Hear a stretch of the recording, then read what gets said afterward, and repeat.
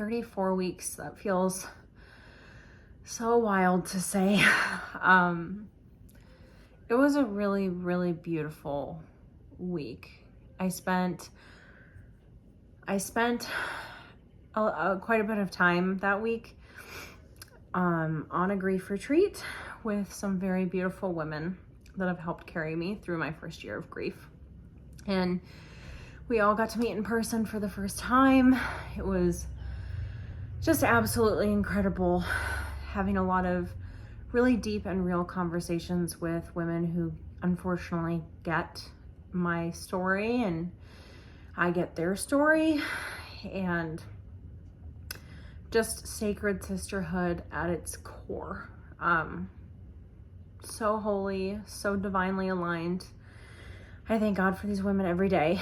But it was beautiful to have those conversations and make the connections that we did, and just be in person together and honor our babies in heaven.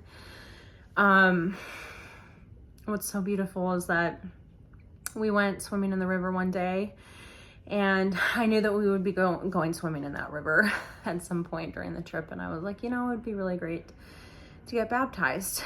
The last time I was baptized was with my husband on our wedding day in the ocean, which is one of my favorite parts of our wedding day. But right before Malachi passed in the hospital, he was baptized, which was very sweet.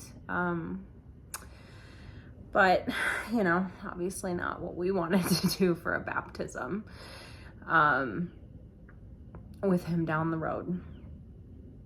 But I really wanted to get baptized surrounded by these beautiful women. And so I got baptized in the river. It was beautiful and cold and refreshing and revitalizing. It just marked something really special in this timeline of pregnancy and my walk with my daughter so far. And then the next day, I got to do some mommy and me photos, which I love. I love doing mommy and me photos for anyone, but this was specifically mommy and me photos for all of our babies that have passed. So it was very powerful to see how we commemorated and honored our children, and being able to just capture that. It just was a very emotional release, very strong emotional release and connection, and something that I was able to express not only my grief, but all these mothers' grief in such a beautiful way. And then I was blessed with a mother blessing, which was just, sometimes it's hard for me to accept things, especially when people want to give me stuff or honor me in some way. And on the trip I was asked, do you want to have a mother's blessing? Would that be cool? And I was like, in the back of my mind thinking that would be so wonderful, but I didn't want to put anyone out or add any stress to an already very busy weekend. And these beautiful girls threw it all together for me. And if you're not familiar with what a mother's blessing is, I honestly think every mother should experience this. I know baby showers have their place and they're so wonderful in their own way, but a mother's blessing is so intentional and so sacred, and more about blessing the mother and her body and her soul and her spirit, and really honoring this journey and transition. Whether it's your first or you've had many babies, transitioning to this new level or phase of motherhood. And so they had me lay down, and all these women massaged different parts of my body, and they went around the circle and just showered words of encouragement and prayers and blessings over me. And I just wept. It was such an emotional release. And to feel loved on like that, and to just, in the wake of, there's so much resistance in my mind when it comes to being positive or hopeful about the future with Eden. And this was staring at me in the face, and really having to accept, I I can think this way. I can think positively. I can hope for it. I can have confidence, and it's possible for me to. And I don't want to dishonor myself or my daughter because of these doubts that I have. And so I was just crying as I was hearing all these beautiful words being spoken about Eden and about me, and just God's blessings and prayers over our lives together in this season, and eventually into birth, and then, you know, getting to have her as a living child. And so after that, they had me sit up and sit in this chair, and my friend made a flower crown. I sleep with an eye mask on, and she made a flower crown out of the eye mask. Very like impromptu, last minute thing.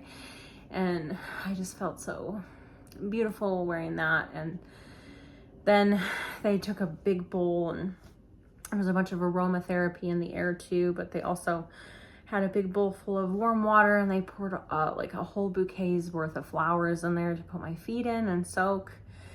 And they had taken another bouquet of flowers and made them all into like loose petals. And they said, like, now is your time to share any thoughts or feelings or prayers that you want to just, you know, share with all of us. And I was like, I don't know where to start. I don't even know what to say. I feel so jumbled. I feel so confused. If I'm honest about how I really feel, it's not going to be pretty. And one of my friends was just like, take a flower petal, and every time you have a thought come up, just throw it in the water with it. And so I just kind of like dumped a lot of my feelings and thoughts out, and it was very therapeutic, and it was a good exercise for me to just release all of it, and release like the doubts and the fears, but also the hope and the longing and the apprehensive excitement that I'm feeling, all the feelings, and the grief and the anger.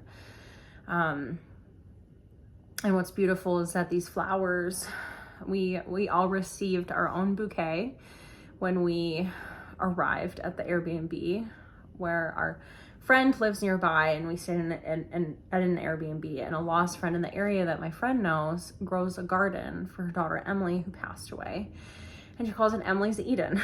So these flowers were from Emily's Eden, her garden, which was really special when I found that out.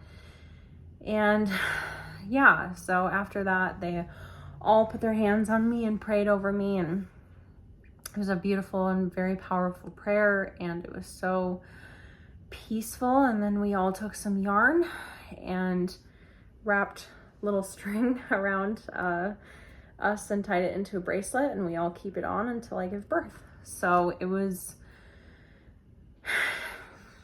powerful. And one of my friends, like after the fact, reflecting on it, she was like, I feel like I watched you transition into your birth window, like into the portal of your birth window again. And it was really powerful to see. And I definitely felt like that was like an initiation into like, here we go. Here's the next season of pregnancy and into birth and stuff. And I'll never forget, a friend told me when I first found out I was pregnant with Malachi, she said, like, pregnancy and motherhood, it takes you to the threshold of heaven. There's nothing like it. You'll never be closer. And I didn't realize that death would also bring you to the threshold of heaven as well. And when you have birth and death eclipse very closely together like that, I don't know, you're forever changed. But yeah, it was a beautiful, beautiful trip together. And then I had my midwife appointment the next day after I got home, and given our circumstances and everything, my midwife and I and my husband have all been trying to figure out where to give birth, because our house just is not as close to the hospital as we would like with this pregnancy.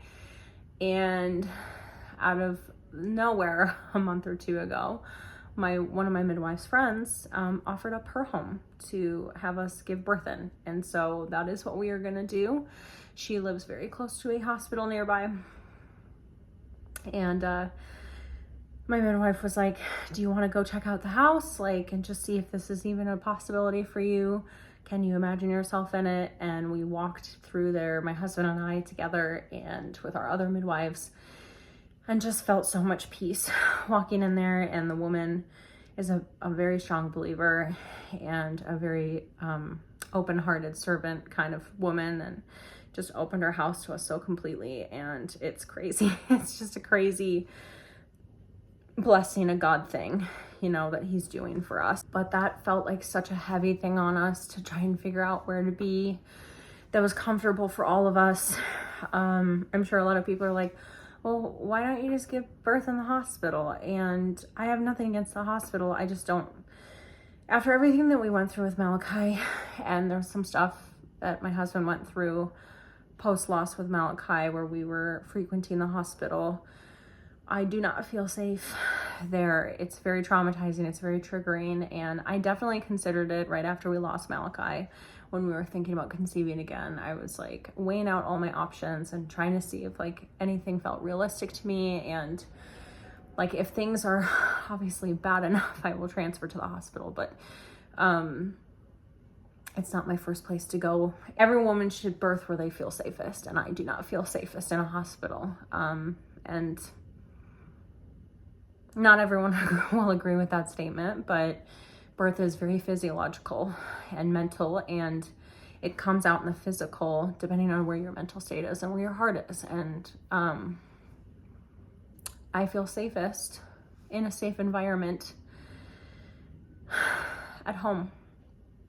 So that was a huge weight off of our shoulders to try and figure that out, and to be able to just fully surrender into this new plan God is bringing us forward into for birth and our birth plan. And obviously birth never goes to plan you plan, but sometimes it just goes in a completely different direction. I think me out of anyone would know that that is very real. But you know, we're making our plans, and we're having all these considerations involved, and backup plans and all sorts of things. And yeah, we're just considering all the options and how to best support not just me and obviously Eden, but also my husband Paul, and in a situation where all of my midwives feel comfortable. You know, my midwife has some trauma from what happened with us, and she's overseen over 800 births in her career as a midwife, as a practice as a midwife. And this loss with Malachi really hit her hard. It stretched all of our faith. So a lot of very high, intense feelings in week 34. Lots of very beautiful memories created, and progress made, and therapy. So I feel myself just getting closer and closer to opening my heart to more. I feel like it's been so closed off, all of grief in this pregnancy, to any sign of redemption.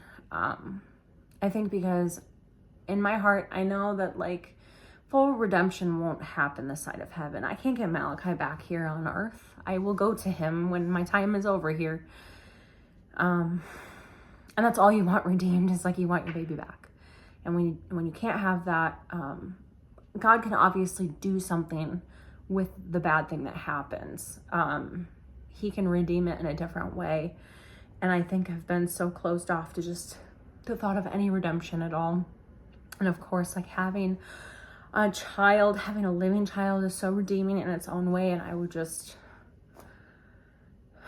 my heart is open to it, and I'm surrendering to it and trusting God in it when it feels very scary too. And yeah, you know, we're just trying to dive in as much as we can, head first in faith, and just take the leap of faith. So here's the 34 weeks.